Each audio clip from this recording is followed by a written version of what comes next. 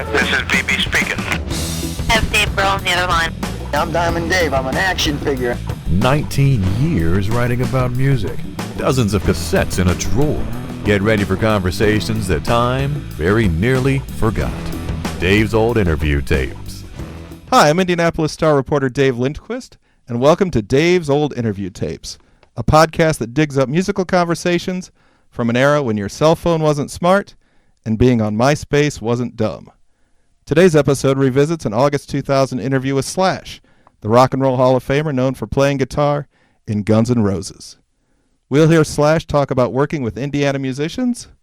Sometimes I wonder about what's in the water, only because Ashley's so crazy. Hear him talk about the volatile nature of old-school GNR concerts. It wasn't my fault, and it wasn't a lot of other people's faults. And hear him explain his devotion to rock and roll. It's just what turned me on when I was young. Our in-studio guest for this episode of Dave's Old Interview Tapes is Jake Query, co-host of Query and Schultz on Fox Sports 97.5, one of the voices of the IndyCar Radio Network, and an avid Guns N' Roses fan. Jake, how are you?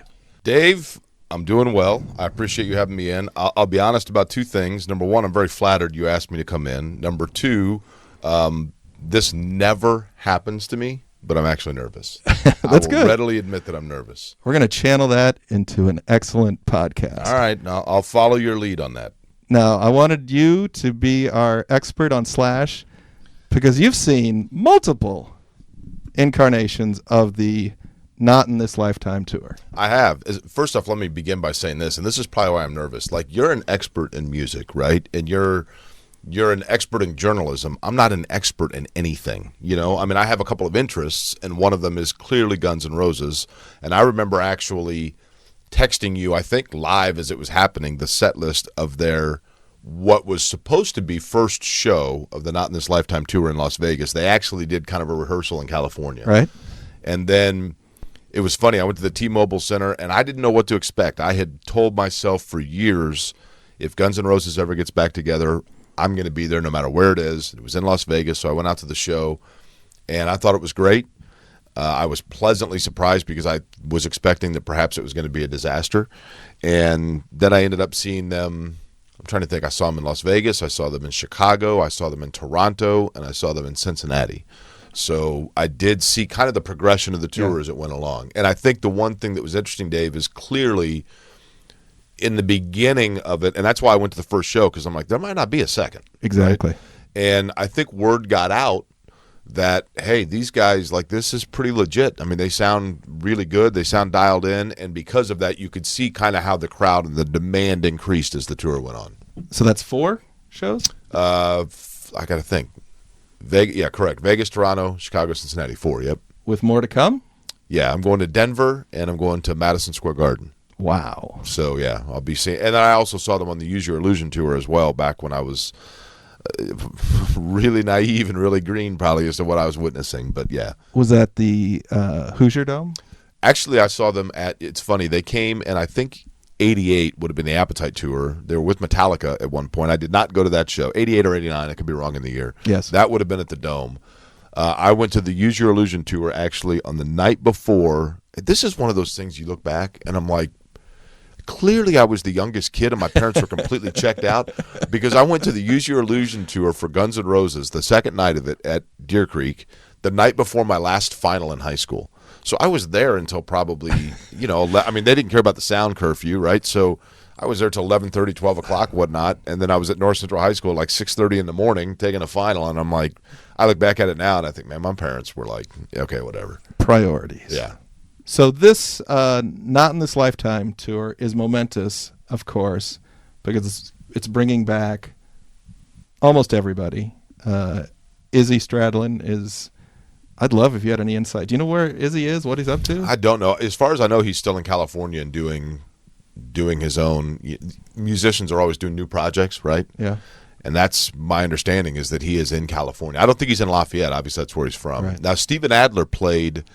They brought Steven Adler out on stage, and he played 2 songs in Cincinnati, which was cool. I mean, it was cool. Although, admittedly, this is what I mean when I say expert. I'm not an expert or trained enough ear to be able to tell the exact nuances of. I've got a buddy, Joe Moran, that does sound for different bands, and he can tell immediately, this note is off, or that necessarily is not me, but it's very cool just visually to look at it and think to yourself, okay, I'm seeing 80% of the original form of Guns N' Roses. And I always say they're the greatest band ever assembled. Look, I'm aware of the Beatles, right? I mean, I know that they're, but for me personally, that's the thing about music. Music's all about your own personal taste, and absolutely I have an appreciation and respect for great bands like the Beatles, the Rolling Stones. There are others, obviously, that may not get the attention that are probably just as good. But to me, for me personally, in my taste, it's Guns N' Roses. One of the great things about Dave's old interview tapes is that we can drop in to different eras and different times. And Slash, a.k.a. Saul Hudson, in August of 2000, was kind of knocking around with a band he put together called Slash's Snake Pit. He left Guns N' Roses in 96, and when I spoke with him, he was getting ready to play an AC/DC tour as the supporting act at Conseco Fieldhouse, now known as Bankers Life Fieldhouse. There was a record they were working on called Ain't Life Grand, which was released in October of that year. The vocalist was a guy named Rod Jackson, kind of a Steven Tyler knockoff.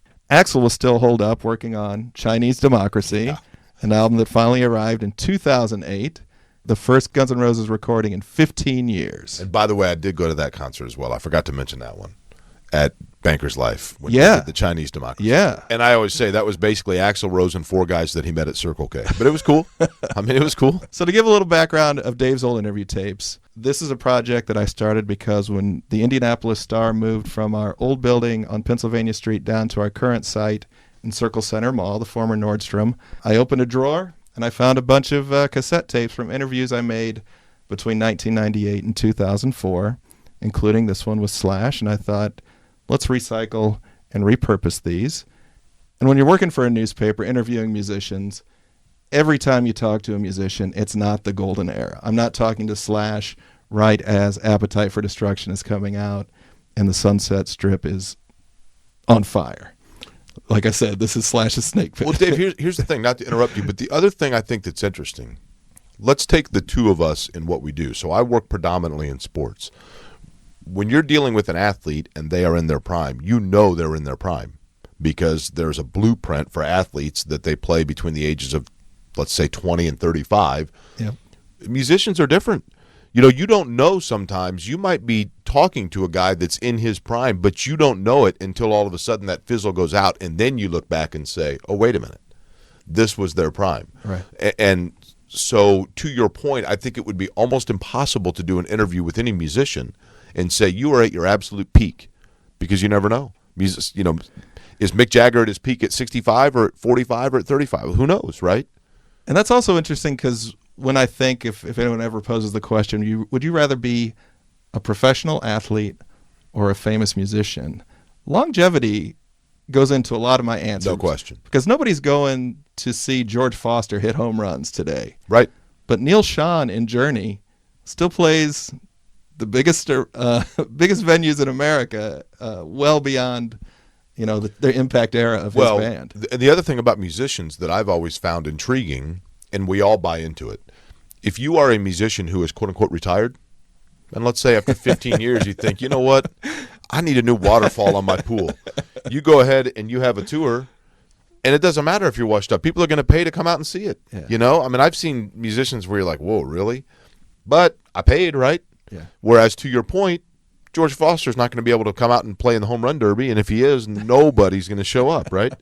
This is all a prelude to me explaining that I had to spend a good chunk of this Slash interview talking about this Slash's Snake Pit album, Ain't Life Grand, and at the very least, I got an interesting backstory about the title track. Did I read that originally the title track, Ain't Life Grand, was maybe targeted for a different project?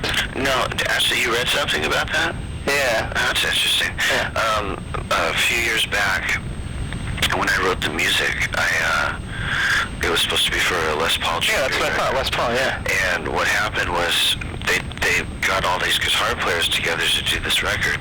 So I did that particular song for my track with Iggy Pop and Lenny Kravitz Yeah. and Duff from Guns N' Roses and Kenny Aronoff. Yeah, Kenny. And so we had it was called Burnout back then. Wow.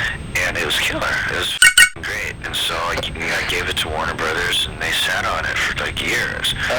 And Les was really sick, and nothing was happening with the record. And I thought maybe that they were trying to, like, wait for something to happen to him and put the record out later. Yeah. You know, because they had the likes of Chet Atkins, myself, Jeff Beck, Joe Satriani, Les Paul himself, all these different guitar players on there. Anyway, so after, you know, a couple of years, I was like, you know, something's fishy on this whole project. Yeah. So I bought the material back, and when Snake Pit started, I just kept remembering how cool a groove that was, because this band is so good. We re-recorded the music, and then me and Rod sat down and just wrote all new lyrics, because I wasn't going to use Iggy's.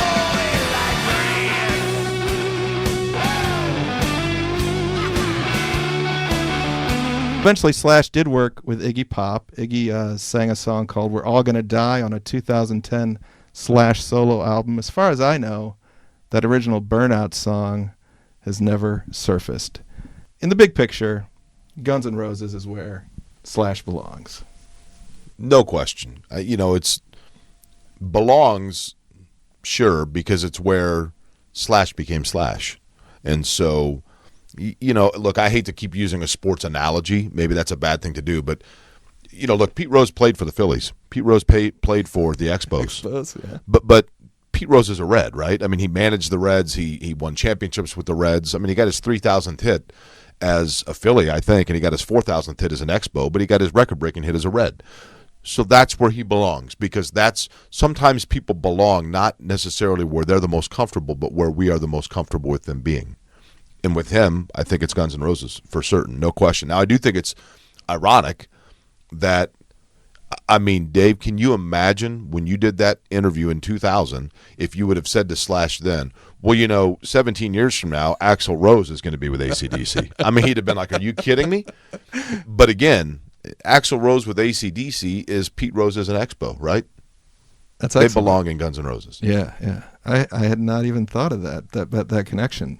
Slash's Snake Pit was out with AC/DC, and I asked Slash to kind of think about the next step, because he's kind of wandered in the wilderness, and eventually he would play Birdies in 2001. Do you happen to go to that show? I was not there. No, but you know who not to sidetrack, but I always wanted to see at Birdie's, Colin Hay played there. Oh, for Men at Work. And I was a huge Men at Work fan when I was a kid. I really wanted to go to that show. The very first vinyl album I purchased with my own money was Business as Usual. Oh, absolutely. I had Cargo also. I mean, that's how dedicated I was. Now, which one had that great nuclear war? That's Cargo. Yeah, yeah. It's a Mistake? Yep. Yeah. Yeah, great song.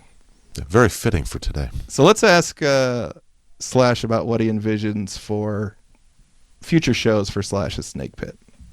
I do like to have an intimate type of an audience. You know, it's fun playing in arenas with AC/DC because it's tailor-made for that. But for us headlining at this stage in the game, I'd like to go out and really get people to,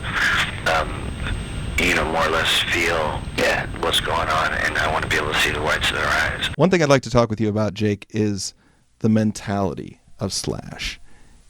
In the public's eye, I think there's this cartoon of top hat, lots of hair, here comes a guitar solo, and maybe there's not much there. But to do the things that he's done, there's more. There's more. I think what's interesting about him is this, Dave, and I respect any artist, musician, athlete, whatever it may be, that's able to do this, and that is to become this almost cult of personality, transcendent star, but not let it bleed over into defining who you are. And I don't know Slash. It would be disingenuous for me to sit here and be like, oh yeah, I've talked to him before. Very, very passing conversation. But from people that, stuff I've read, talked to, etc., I think he's a family guy now. I'm not saying when he was 25. Sure. But, he's very involved with, for example, like animals, saving elephants in Africa. He's very involved with his family. And I think that the persona of the top hat and the long hair, the one thing, and the sunglasses. Sure. he takes off the top hat, throws his hair in a ponytail, takes the sunglasses off. He could probably walk through Circle Center Mall, and how many people would recognize him, right? Yeah. And I think the thing about him, if you look at the forming of Guns N' Roses, and it's true when it first got together, really probably the first thing that came about it, and I mean, I don't know that any of this is fact, but it's been widely talked about, reported. So Duff gets in a skateboarding accident. He's riding a skateboard. He gets hurt. He's 13 years old or whatever, and this kid comes over to help him, and it was Slash. So there's your connection number one. And then, and I'm fairly certain on this, Mark Cantor, who kind of became like their official biographer, historian that his family owns Cantor's Deli in Los Angeles, which is where Guns N' Roses would go after school, etc. He met Slash. I'm certain that it was him because Slash was a BMX biker as a kid. He could do all kinds of, he was a massively talented bicyclist on a BMX. And I think it was Mark Cantor tried to steal his bike. And they end up becoming lifelong friends. And what I'm saying by that is there comes a piece of loyalty that exists in somebody. I mean, we all have that, right? With our buddies, you look back and you're like, oh, man, I couldn't stand him in 5th grade and we became best friends. Sure. But my point being, a guy who is able to make a lifetime of identity from two chance encounters that began from a negative, I think is pretty cool. I like that. Thank you. I just asked Slash what kind of band leader he is. My strengths? Tenacity, probably. Very tenacious. Tenacious and determined and very ambitious, As far as like a band leader, I'm not really a band leader. We all carry our own weight. But I don't give up too easily. Okay. Or at all, actually. I think the term is benevolent dictator. Yeah, well, look, I can only imagine. I think anybody you see, people get to the top. I remember one time somebody asked me, I interned at MTV in New York in 1994. And I remember I was working at Hardwick's Pipe and Tobacco, the cigar store in Indy, in Broadway, no longer there, unfortunately. But somebody asked me, they're like, so, the people you met, I'm naming some of the musicians. And they said, well, what are they like? And I said, well, it depends on who you're asking. But I found that most of them can kind of be an ass. And they said, well, so do you think that they're an ass because they're successful? And I said, unfortunately, I think they're probably successful because they're an ass. And there's an element probably that goes both ways with that. We need to do a whole episode about your MTV internship. Oh, it was great, man. It was great. I look back at it now, and that goes back to my parents being completely checked out. They're like, yeah, sure, whatever. Go live in New York City and work at MTV. You're 21 years old. Sure, no problem. All right. We've gone long enough. Let's open the Axl Rose box. Guns N' Roses, one of the biggest, if not the biggest band of the years bleeding from like 87 to the grunge explosion. Two members of that band are from Indiana. Axl Rose, Bill Bailey, and Izzy Stradlin. I don't know Izzy's real name. I don't either, actually. That's just another feather in it. I honestly, I think that's a good question. I'm going to look it up right now. I was going to say, I thought it was Izzy, but it can't be, right? Anyway, I'll look it up. All right. With all this Indiana Hoosierness bumping up against Slash in his life, I asked him what it was like to have all these Indiana people in his career. Now, you had a couple of old bandmates from Indiana. What are your impressions of, visits here and things that you've heard about our state? About Indiana? Yeah. My impression. I mean, I've been to Indiana a couple times. Being that like Izzy, Axl, Shannon Hoon, and what's my other Indiana pal? Well, Kenny. Oh yeah, Kenny. All being from Indiana, it's like it's not really doesn't have a big impression that it leaves on you. Everybody's cool. Sometimes I wonder about what's in the water, only because Axl's so crazy. Well, I'm sure that you've heard a rant or two about. Nothing major. All right. Really. Yeah, I mean, we always had good gigs there. That's the only thing I care about. Slash is not really feeling like he wants to wade into a big Axl throwdown in the press in 2000. Jeffrey Dean Isbell, by the way. Oh, Isbell. That's where the like Izzy that's one of comes those. from? I'm like, oh, okay. Well, I remember Yeah. that now. Here's what's interesting about him mentioning Indiana, Axl Rose, Axl being a little bit crazy.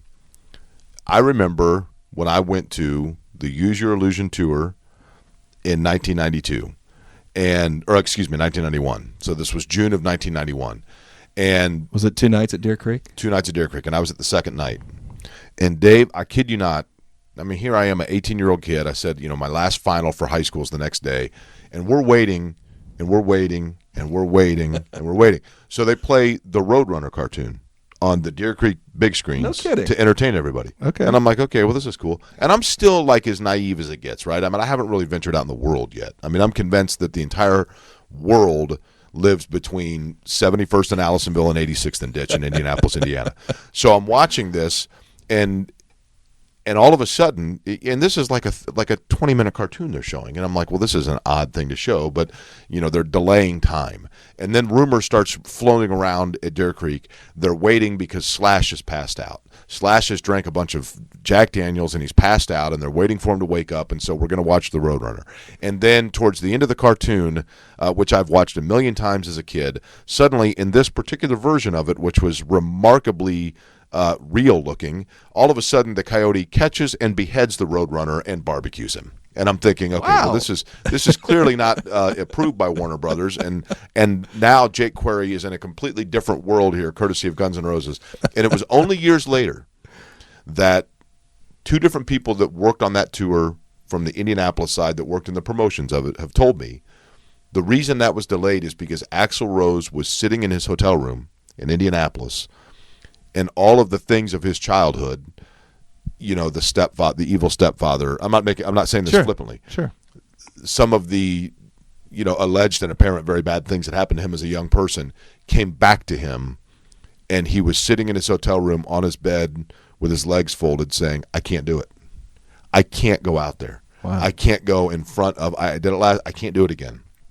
And it took a team of people to convince him and rally him to go out there.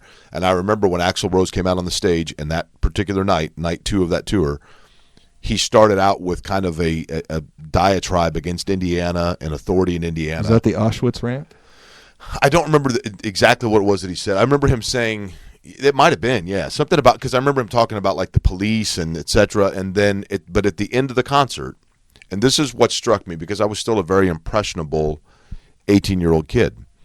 I remember him saying, "Good night, thank you, and thank you, Homeland." And at that moment, I remember thinking, I think it's pretty cool, even though the dude is really weird and I just watched the Roadrunner get decapitated. I think it's pretty cool that the lead singer of my favorite band has something in common with me. Yeah. Not the upbringing, but Right. simply where it took place. I thought it was cool. That's a gem. I didn't know very much of that at all. Now, I've never seen Slash with Axl on stage.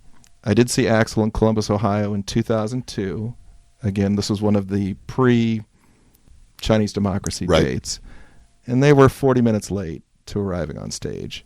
And I think you mentioned the show at Bankers Life Fieldhouse in 2011 that I was at. And they were right on time. They were supposed to start at 11, which is a late start in the context of when concerts start. But they were scheduled to go on at 11. Played for 2 hours, 53 minutes. He could not have been more gracious that night. Totally agree. Yeah. Totally agree. And I think that, look, maturity's part of it, I'm sure. Necessity. I think, you would think that, let's face Burn it. through the goodwill that you've... Yeah, pretty much. And, not only that, but, it's kind of like the old saying of the guy that in his prime goes to the tailor every day and then 20 years later goes back to the tailor and the suit doesn't cost as much. And he says, well, the price changed. And the tailor says, well, yeah, I mean, I don't need as much material. You're not as big a guy as you used to be.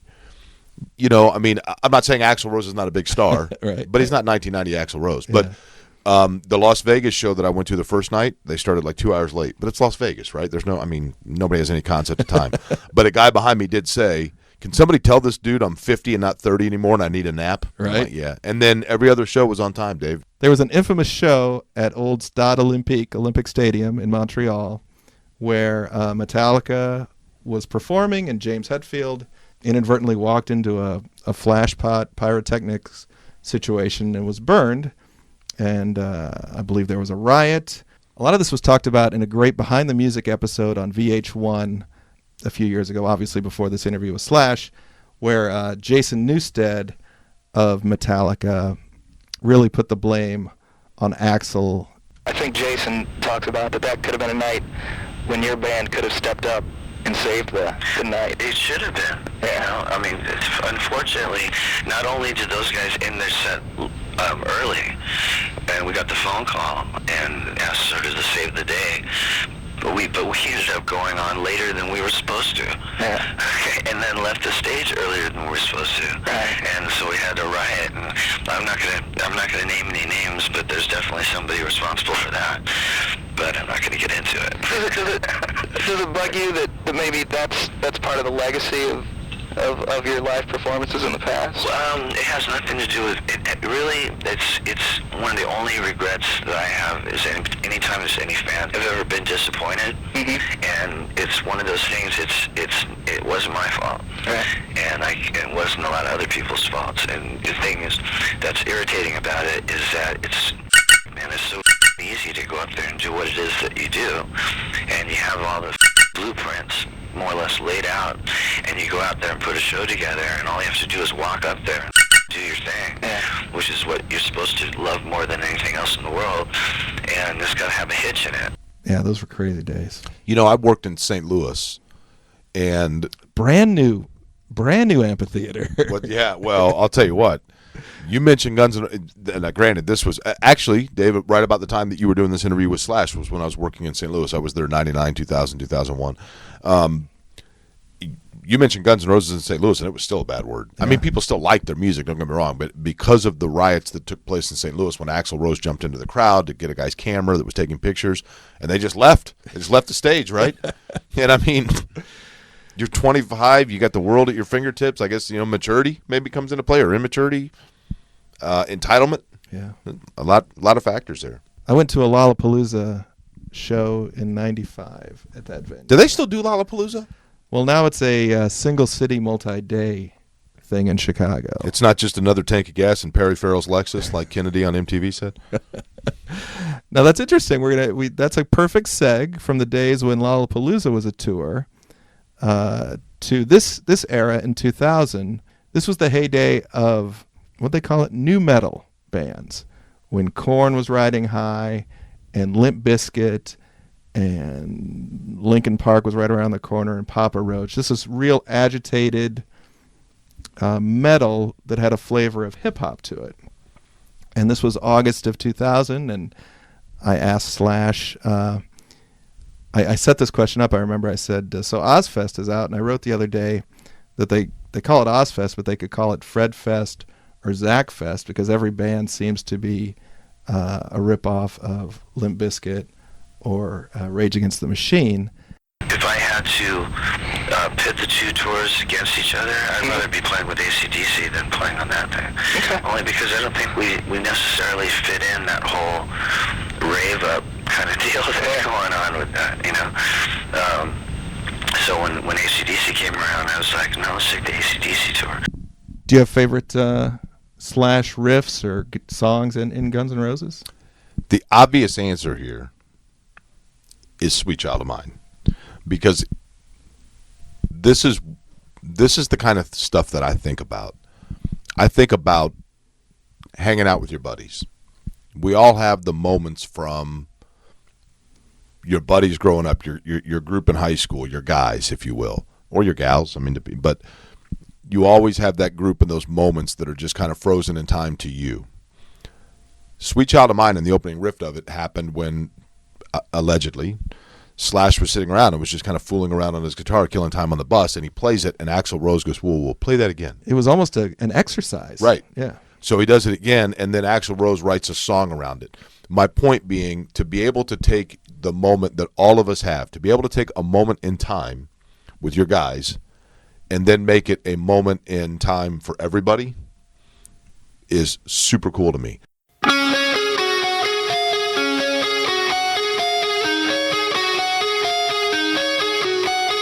So that's the obvious answer. But I'll tell you what, on the tour, when they played Kkoma, and Slash had this ability to hop around the stage while with the guitar down, like at knee level, bent over while he's playing the guitar, and I'm just watching it and I'm thinking, I can't walk and chew gum at the same time. And this guy's ability to do this is why I'm watching, one of the 10 or 15 best probably within his profession to do what he does. And as I went to the different shows, the one thing that I found myself looking forward to more than anything else, because obviously you get to know the set list, was I can't wait for Kkoma because I have to see him be able to do that, because it just was to me, it was such a unique display of a guy's ability to do something that's almost in his subconscious because he's got such a natural skill at it.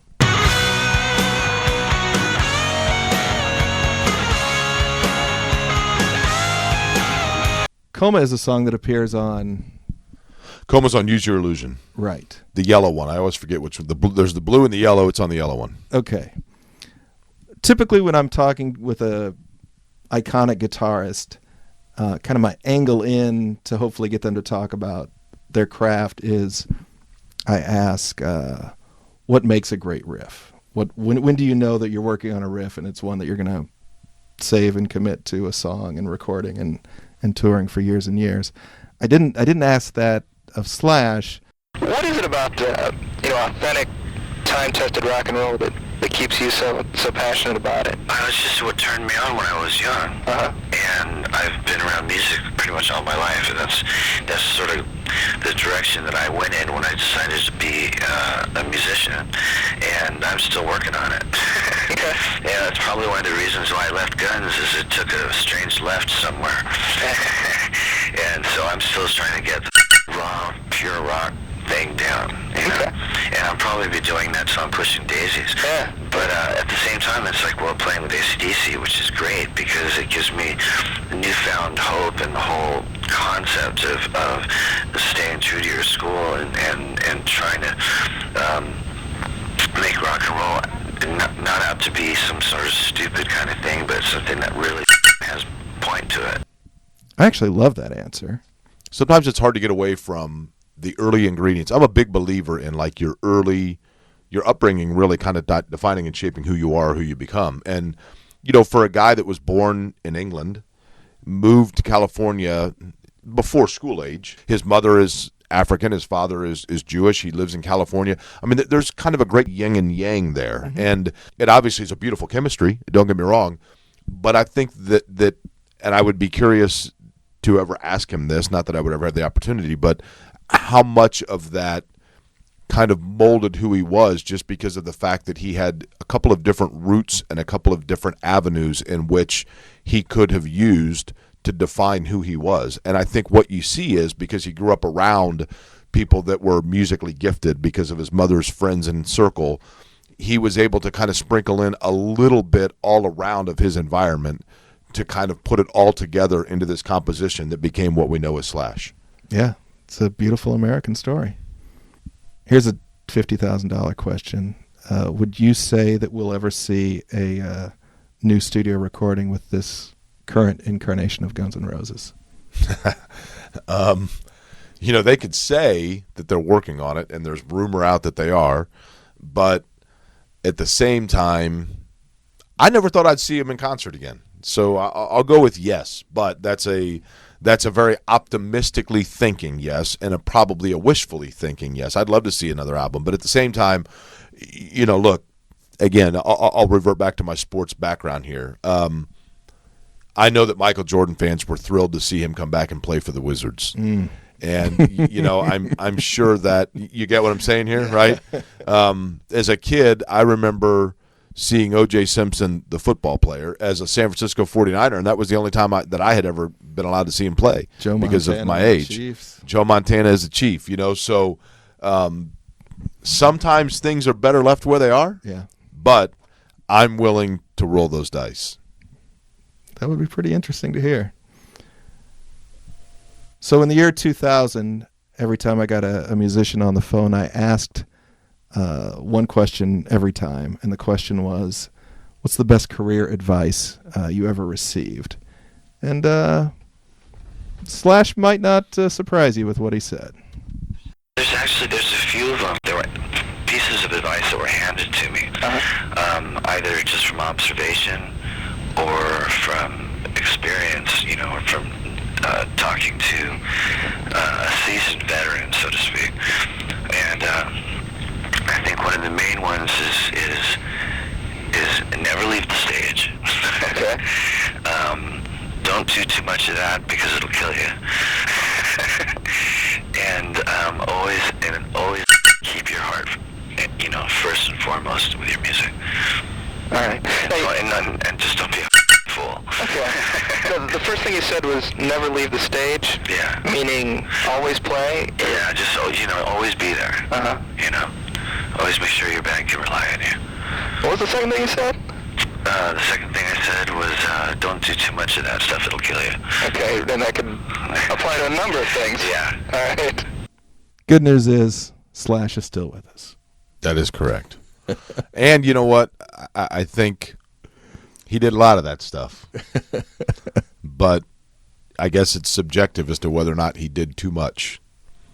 But he's a different guy now, I think, than he was back then. And look, I think he's obviously a heck of an entertainer. He's a talented guitarist. And again, I don't know him, but just in the number of things I've read, seen, watched, etc., I think he's a pretty good dude. I think he comes off like a pretty good guy.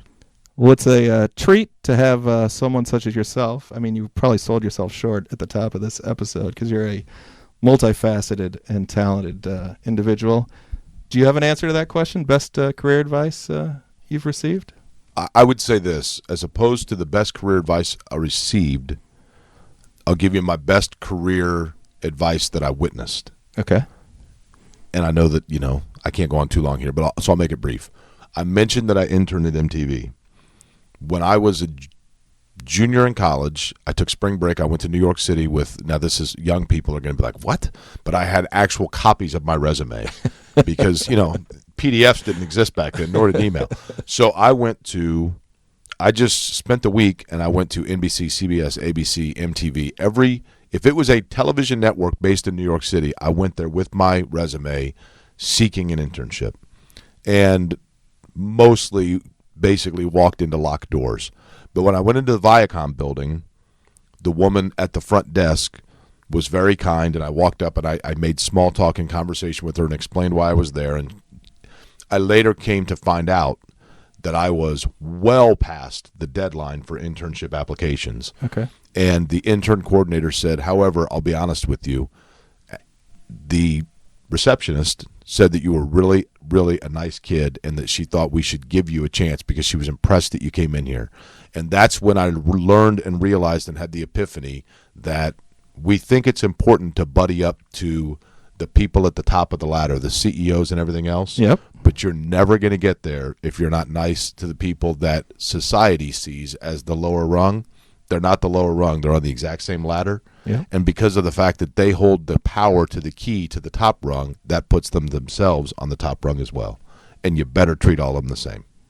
That would be the biggest advice I'd give a young person. Excellent. That is a fantastic gem for Dave's Old Interview Tapes. Thank you so much, Jake, for sharing your Guns N' Roses and Slash. Does this make me old that I have to come in to talk about old tapes? I'm an old guy. I know that. I'm getting gray. Now, I read a blog post where you were talking about listening to 500 Mile Race tapes on the old kind of car stereo where you pop the top off for security. That's true. Yeah, Alpine removable face, right? Or actually, it was a Pioneer. I couldn't have an Alpine. I wasn't that rich. I bagged groceries for a Pioneer removable face stereo. Maybe we'll call this episode Vintage. There you go. I like that. It's vinyl, right? Thanks again. Thank you.